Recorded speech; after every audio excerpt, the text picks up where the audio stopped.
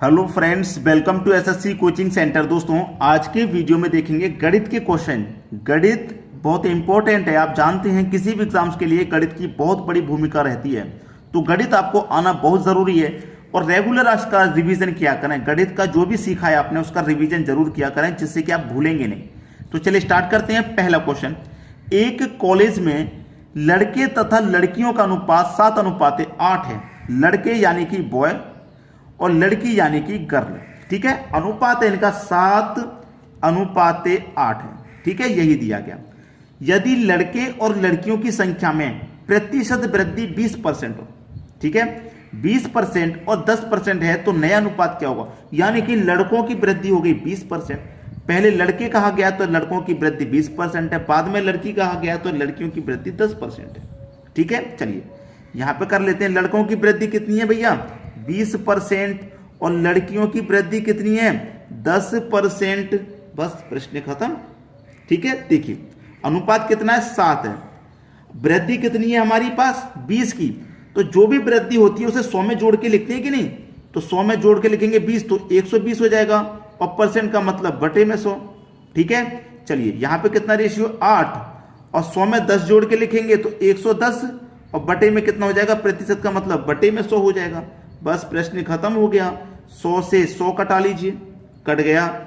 0 से 0 कट जाएगा, कट गया। अब इतना कट गया तो देखिए 8 से कटा लूंगा इसको। चलिए मैं कटाता हूं, 7 12 8 और ये रह गया। चलिए मैं इसे कटाऊंगा 4 से। 4 दूनी का 8 और 4 त्रिक का 12, ऐसे कटाएंगे।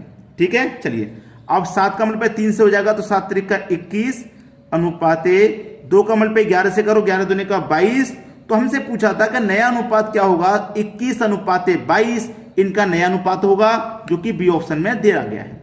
यही है आपके क्वेश्चन का बिल्कुल सही जवाब। तो सभी की समझ में आ गया। अब देखेंगे हम अगला क्वेश्चन। अगला प्रश्न है, किसी राशि पर 8% प्रति वर्ष की दर से साधारण ब्याज योग 4 साल और 8 साल के लिए 960 रुपए है, तो राशि बताइए क्या है? बहुत अच्छा क्वेश्चन है। देखिए 4 साल और 8 साल के लिए 960 रुपया है। 4 साल और 8 साल के लिए 960 रुपया, यानी कि 1 साल का जो रेट है हमारा वो कितना है? 8% का। 1 साल का रेट हमारा 8% है, तो 4 साल का कितना हो जाएगा? 4 से गुना कर दो, 8 चौके 32, यानी कि 32% हो जाएगा। 8% का रेट है, बाद में 8 साल दिया गया है ना, तो 8 से गुना कर दो, कितना हो जाएगा? 64% हो जाएगा। 64% हो जाएगा कि नहीं हो जाएगा? अब देखिए दोनों को जोड़ेंगे हम, 32 और 64 दोनों को जोड़ेंगे परसेंट में, तो कितना हो जाएगा? ये 96% हो जाएगा। और परसेंट हो गया 96%, यानी कि प्रतिशत का योग है दोनों का 96, और रुपए का योग कितना हमारे पास? 960, यानी कि 96% की वैल्यू 960, तो 1% की वैल्यू कितनी है? 10 है। 1% की 10, तो हमसे पूछ रहा है कि राशि बताइए, तो राशि मतलब 100% का मान पूछ रहा है। 1 की वैल्यू 10, तो 100% की वैल्यू कितनी भैया? 1000 है। 1000, यानी कि सी ऑप्शन बिल्कुल सही है। अब देखेंगे अगला सवाल। अगला प्रश्न है, 99.42/49 गुने 49 को सरल कीजिए। बेसिक मेथड भी बताऊंगा और ट्रिकी मेथड भी, क्योंकि बहुत जरूरी है इसे सीखना। बेसिक मेथड क्या है कि भाई इसका मल्टीप्लाई इसमें करो, फिर इसमें इसको जोड़ के दो, फिर बटे में इसी को लिखो। ऐसे तो है, तो 49 का मल्टीप्लाई 99 से करेंगे, फिर उसमें 42 जोड़ेंगे। तो 49 का मल्टीप्लाई 99 से कर देंगे, तो 99 मल्टीप्लाई 49 प्लस उसमें 42 को जोड़ेंगे, और बटे में फिर आ जाएगा यही 49 आ जाएगा, और मल्टीप्लाई में ये 49 है यहाँ पे। ठीक है, चलिए 49 से 49 ये कट गया। कटने के बाद में 99 को आप क्या लिख सकते हैं? 100 माइनस 1 लिख सकते हैं। 100 में से 1 घटेगा, 99 तो होता है, तो 100 माइनस 1 99 तो होता है, लिख दिया। मल्टीप्लाई में कितना है? 49, और प्लस में कितना है? 42 है। चलिए अब 49 का मल्टीप्लाई में 1 से करूंगा तो 49, और ये 2 जीरो आ जाएंगे, माइनस 49 का मल्टीप्लाई 1 से करूंगा तो 49 प्लस का कितना? 42 है। अब देखिएगा माइनस के 49 में से प्लस के 42 घटेगा, तो माइनस का 7 बचेगा, और इधर क्या बचा? 4900 आपका। अब 4900 में से 4900 में से 7 को घटाएंगे आप, तो आपके पास क्या बचेगा?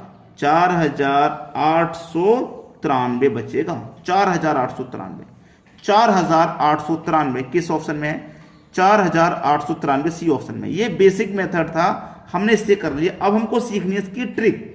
हमको क्या सीखनी है? इसकी ट्रिक सीखनी है। ऐसा क्वेश्चन बार बार आपको मिलेगा, बार बार मिलेगा, ठीक है। याद क्या रखना है कि आपके पास ये जो 49 है ना, इसको लिख लेना है 49। यहां पे 2 9 है तो 2 0 लगा लेंगे। अगर 3 9 होंगे तो 3 0, यहां 4 9 होंगे तो इसके साथ में 4 0 लगा लेंगे, ठीक है। इतना हो गया। अब इन दोनों का अंतर करो, 42 का और 49 का अंतर कितना आएगा? 7 आएगा ना, तो 7 को घटा दो, प्रश्न खत्म हो गया भाई। 4893 खत्म। इतना बड़ा मेथड सीखोगे या इतना? नीचे वाली संख्या को लिख के यहां जितने 9 होंगे उतने 0 लगा लेने हैं। लगाने के बाद बस दोनों का अंतर करके माइनस कर दो, यहां पे खत्म हो जाएगा क्वेश्चन। समझ में आ रहा है सभी को? बहुत शॉर्ट तरीका बता रहा हूं, बहुत शॉर्ट। अब देखेंगे अगला सवाल। अगला प्रश्न है, राहुल 1 रुपए में 7 वस्तु बेचता है और उसे 20% की हानि होती है, ठीक है।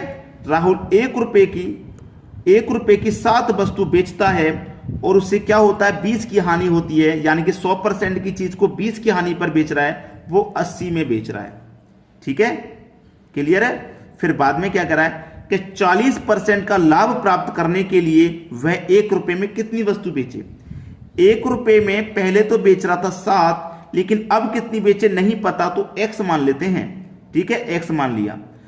फायदा कितने का चाहिए? 40 का फायदा। तो फायदे को क्या करते हैं? 100 में जोड़ के लिखते हैं। तो 100 में 40 जोड़ के लिखूंगा, 140 हो जाएगा भाई, ठीक है। हानि को 100 में से घटा के लाभ को 100 में जोड़ के लिखते हैं। क्लियर है? खत्म हो गया बस क्वेश्चन। अंदर अंदर वाली संख्याओं का मल्टीप्लाई कर लो पहले। 80 का मल्टीप्लाई 1/x से, 80 मल्टीप्लाई 1/x, ठीक है, बराबर बाहर वाली संख्याओं का मल्टीप्लाई, यानी कि 1/7 का मल्टीप्लाई 140 से, 1/7 का मल्टीप्लाई 140 से कर लो, बस क्वेश्चन खत्म भाई। देखिए 7 दूनी का 14 और 1 0, ठीक है। 20 से 80 कट गया 4 बार में, क्योंकि बराबर में है तो कट जाएगा, ठीक है। 4 बार में कट गया। अब है कि आपके पास कुछ भी तो नहीं है, इधर आपका 4 बचा, ठीक है, इधर 4 बचा। अब x 1 से मल्टीप्लाई ऐसे हो जाएगा तो इधर x आ जाएगा, यानी कि x की वैल्यू 4 आ गई। खत्म क्वेश्चन। 1 रुपए में कितनी बेचे? 4 बेचे। 1 रुपए में कितनी बेचे? 4 बेचेगा तो उसे 20% का लाभ हो जाएगा। अब देखेंगे अगला सवाल। a + 3b अनुपाते 2a + 4b बराबर 3 अनुपाते 5, तो a - b into a + b बराबर क्या होगा? अच्छा क्वेश्चन है। देखिए a + 3b अनुपात का मतलब बटा भी होता है, आप अच्छे से जानते हैं। तो 2a + 4b बराबर अनुपात कितना होता है? 3 अनुपाते 5, और अनुपात का मतलब बटा भी होता है, यानी कि 3/5 हो जाएगा, ठीक है। इतना क्या हो जाएगा? Cross multiply. तो 5 का मल्टीप्लाई a से करूंगा मैं, ये 5a, 5 त्रिका 15b बराबर 2a का 3 से करूंगा तो 3 दूने का 6b प्लस 4b का 3 से करूंगा 3 चौके 12b, ठीक है। ये a है, ये पहले a है, यानी कि 3 दूने का 6a हो जाएगा। अब a वाले टर्म एक तरफ कर लेना, b वाले टर्म एक तरफ कर लेना, ठीक है। चलिए ये 15b, ये 12b, 15b 12b। अब देखना ये 12b इधर आके माइनस का हो जाएगा, इधर प्लस का है तो इधर आके माइनस का, तो 15 में से 12 माइनस हो जाएगा तो 3b बचेगा भाई, ठीक है। ये 5a इधर आके माइनस हो जाएगा तो 6a में से 5a माइनस हो जाएगा तो 1a ही तो बचेगा, एक ही a बचेगा, ठीक है। तो देखिएगा इधर क्या है आपका a, ये b इधर जाएगा तो a के बटे में b हो जाएगा। इधर कितना बचा? 3, ठीक है। इधर कितना बचा आपका? 3 बचा। अब इधर एक a है, एक साइलेंट रहता है ना, एक a, तो एक इधर जाएगा तो 3 के बटे में 1 आ जाएगा, यानी कि a की वैल्यू 3 और b की वैल्यू हो गई 1। अब सवाल खत्म। a की वैल्यू कितनी? a की वैल्यू कितनी भाई? 3, तो 3 रख दो, माइनस b की वैल्यू 1 कर दो, अनुपात a की वैल्यू कितनी? 3 प्लस b की वैल्यू 1 रख दो। 3 में से 1 जाएगा कितना? 2, और 3 में जोड़ देंगे 1 तो कितना? 4, 2 1 कम 2 कट जाएगा, 2 दूने का 4, यानी कि रेशियो कितना आ गया? 1:2 आ गया भाई, 1:2। बी ऑप्शन बिल्कुल सही जवाब। अब देखेंगे अगला सवाल। अगला सवाल है 36 और 121 के मध्यानुपाती तथा 2 और 11 के मध्य तथा तृतीय अनुपाती क्या होगा। देखिए सबसे पहले तो मध्य निकाल लेते हैं। मध्य निकालने का फॉर्मूला होता है स्क्वायर रूट में a गुने बी। ठीक है, चलिए a गुने बी। a गुने बी का मतलब क्या है, ये पहली संख्या a हो गई, दूसरी संख्या b हो गई। ठीक है, a आपका कितना है 36, b कितना है 121। अब देखिए इसको सोल्व करूंगा नहीं, 36 का स्क्वायर रूट 6 गुने 121 का स्क्वायर रूट 11, दोनों का मल्टीप्लाई कर दूंगा, कितना हो जाएगा 66। ए बी कितना निकल के आ गया भैया 66, यानी कि मध्य अनुपात निकल के आ गया 66। अब निकालना तृतीय। ठीक है, पूछा है तृतीय अनुपात, तो तृतीय अनुपात कैसे निकालते हैं, बी का स्क्वायर बटे में ए। अब बी कितना है आपका भाई, यहां पे बी की वैल्यू कितनी निकल के आई है आपकी, बी की वैल्यू निकल के आई है 11। बी की वैल्यू कितनी निकल के आई, 11 निकल के आई है बी की वैल्यू। तो आप यहां पे 11 देखिए, ए और बी यहां पे है कि नहीं, ए और बी है कि नहीं, तो बी की वैल्यू तो 11 है, 11 का स्क्वायर, ए की वैल्यू 2 है, 2 रख दो, 11 का स्क्वायर 121 डिवाइड कर दो 2 से। भाई 11 का स्क्वायर 121 डिवाइड कर देंगे 2 से, तो आपका आंसर आ गया कि नहीं आ गया, अभी भी कुछ रह गया है भाई। पूछा था मध्य और तृतीय, मध्य और तृतीय, मध्य तथा तृतीय का अनुपात, तो मध्य का अनुपात कितना था 66 था कि नहीं। ठीक है, और तृतीय का कितना आया है 121 बटे में 2 आया है कि नहीं आया है। चलिए 11 से कटाऊंगा 6 बार में, 11 से कटाऊंगा 11 बार में, कट जाएगा कि नहीं कट जाएगा। अब देखिए 2 का मल्टीप्लाई 6 से हो जाएगा, तो 12 अनुपात, इधर कितना बचा 11, 12 अनुपात 11 है आपका सही जवाब, यानी कि सी ऑप्शन। क्लियर है सभी को, कोई दिक्कत नहीं होगी, किसी को भी आसानी से प्रश्न समझ में आ गया। लेकिन मैं आपसे एक बात फिर कहूंगा कि मैथ्स को हमेशा रिवीजन में रखें। कभी ऐसा नहीं कि मैं कल पढ़ लूंगा परसों, रिवीजन नहीं करोगे तो भूल जाओगे, हमेशा रिवीजन करें। ठीक है दोस्तों, धन्यवाद।